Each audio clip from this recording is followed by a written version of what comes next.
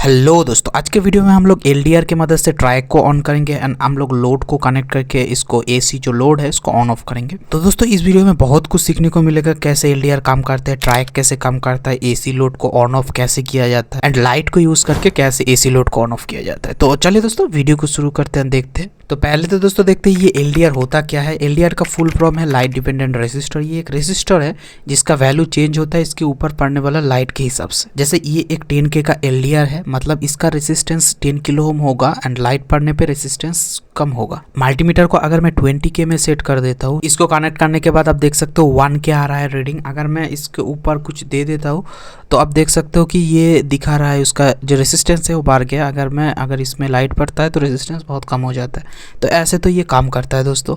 इसका practical use ऐसे होता है, इसके मदद से डिवाइडर क्रिएट किया जाता है एंड एक रेसिस्टर होता है। जैसे ये तो 10K का है एंड दो साइड में वोल्टेज देने से यहाँ पर एक वोल्टेज क्रिएट होगा। तो सप्लाई वोल्टेज तो दोस्तों आप देख रहे होंगे 5 वोल्ट है। अगर हम लोग इसमें कनेक्ट करते तो आप देख रहे होंगे कि वोल्टेज 4.4 दिखा रहा है। अगर हम लोग ऊपर कुछ दे देते तो देख सकते हो वोल्टेज कम हो गया, 2 पॉइंट कुछ हो गया, हटाने से वोल्टेज ज़्यादा हो गया। ऐसे ही ये काम करता है, ऐसे प्रैक्टिकल यूज़ ऐसे ही होता है। उसके बाद बात करते हैं दोस्तों ट्रैक के बारे में। जो नॉर्मली यूज़ किया जाता है ये ट्रैक यूज़ किया जाता है BT136 करके। ये नॉर्मल यूज़ का ट्रैक है एंड जो ट्रैक है ये एसी लोड को ऑन ऑफ करने के लिए है। जो हम लोग मॉसफेट यूज़ करते हैं या फिर ट्रांजिस्टर यूज़ करते हो डीसी लोड के लिए होता है। ये ऑल्टरनेटिंग करंट के लिए होता है। इसका सिंबल कुछ इस तरह से होता है ना, आप देख सकते हो दो डायरेक्शन में करंट जाता है। इसके जो 3 पिन है इसको कहते हैं एक main terminal 1, main terminal 2 and gate pin. Gate pin से कंट्रोल होता है एंड मेन टर्मिनल से मेन टर्मिनल 2 या फिर इस तरफ कोई भी तरफ करंट जा सकता है। ये पूरा सर्किट एसी लोड में डायरेक्ट काम करता है। ये 600 वोल्ट तक सपोर्ट कर सकता है। ये जो नॉर्मल BT136 है, ये जो नंबर के ऊपर डिपेंड करके इसका रेटिंग होता है। जैसे ये जो ट्रैक है BT136 के लिए है main terminal 1, main terminal 2 and ये गेट है। एंड ये जो ट्रैक देख रहे हो दोस्तों ये कॉन्टिन्यूस 4 एम्पेयर का लोड सपोर्ट कर सकता है, मगर मैं रिकमेंड करूंगा कि 1.2 और 1.5 ही दे, क्योंकि विदाउट हीट सिंक ये उतना ही सपोर्ट कर सकता है। तो ये तो दोस्तों 100 वाट का बल्ब है, ये तो आराम से चल जाएगा। 1 एम्पेयर में ये 200 वाट तक दे सकता है। तो ठीक है, ये कॉमनली यूज़ किया जाता है। फ़ैन के लिए भी ये ट्रैक यूज़ किया जाता है। तो एक बात तो क्लियर हो गया कि मेन टर्मिनल 1 से मेन टर्मिनल 2 में या फिर ये से इधर में करंट जा सकता है, बायडायरेक्शनल जा सकता है। अगर मैं ये गेट पिन का कैरेक्टरिस्टिक के बारे में बात करता हूँ तो ये गेट पिन 10 से लेकर 35 मिली एम्पेयर तक लेता है। पीक करंट 2 एम्पेयर तक लेता है, मगर पीक करंट कम ही होता है, कम टाइम के लिए होता है। तो अब नॉमिनल जो गेट करंट है वो 10 से लेकर 35 मिली एम्पेयर दे सकते हैं। एंड जो गेट वोल्टेज है दोस्तों वो 5 वोल्ट होता है एंड जो ट्रिगर वोल्टेज है, मतलब गेट को ऑन करने के लिए वोल्टेज चाहिए 1.25 या फिर 1.5 होता है। तो ये डिपेंड नहीं करता, आप रेसिस्टर यूज़ करके इसको ऑन कर सकते हैं। आगे हम लोग देखेंगे। इसको यूज़ करना बहुत ही सिंपल है। जो नॉमिनल सेटअप है दोस्तों, इसके लिए मैं एक वायर लिया एंड एक होल्डर के साथ एक वायर तो कनेक्टेड है, बाकी एक वायर डिसकनेक्टेड है। इसमें हम लोग ट्रैक को यूज़ करेंगे एंड ये है न्यूट्रल, ये अदर पर्पस के लिए है।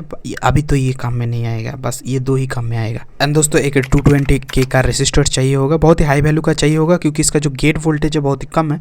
तो इसके लिए हाई वैल्यू का रेसिस्टर चाहिए होगा जिससे कि वोल्टेज कम करता है। तो इसका जो कनेक्शन है बहुत ही सिंपल है दोस्तों। एक तरफ से तो करंट आएगा एंड एक तरफ से जाएगा ये, एंड सिंपली ये ट्रैक कनेक्ट होगा एंड ये है इसका गेट का पिन में ही एलडीआर कनेक्ट होगा दोस्तों। एंड रेसिस्टर मेन टर्मिनल 2 के साथ कनेक्ट होगा एंड एलडीआर मेन टर्मिनल 1 के साथ कनेक्ट होगा।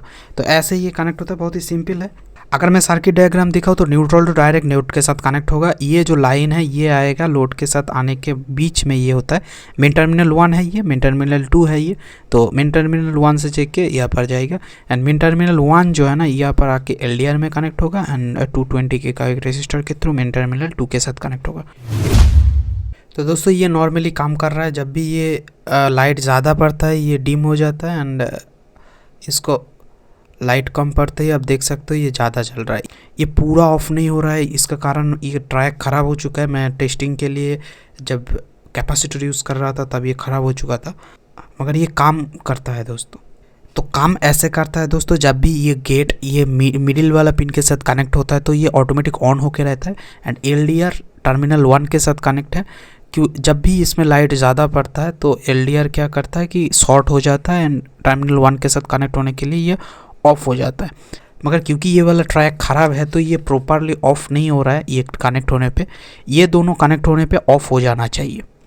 अगर मैं दिखाऊँ तो टर्मिनल 1 एंड गेट के बीच में अगर मैं रेसिस्टर को कनेक्ट करता हूँ तो ये ऑफ होना चाहिए, मगर ये ऑफ नहीं होगा, थोड़ा सा जलता रहेगा। तो यही इसका ऑफ कंडीशन होना चाहिए, तो ये ख़राब है। अगर ये सही ट्रैक यूज़ करते हो तो ये ऑफ हो जाएगा।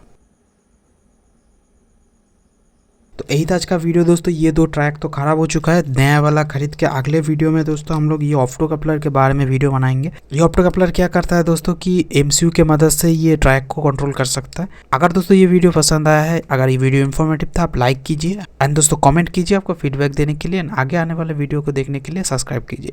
मिलते दोस्तों नेक्स्ट वीडियो में, तब तक के लिए जय हिंद।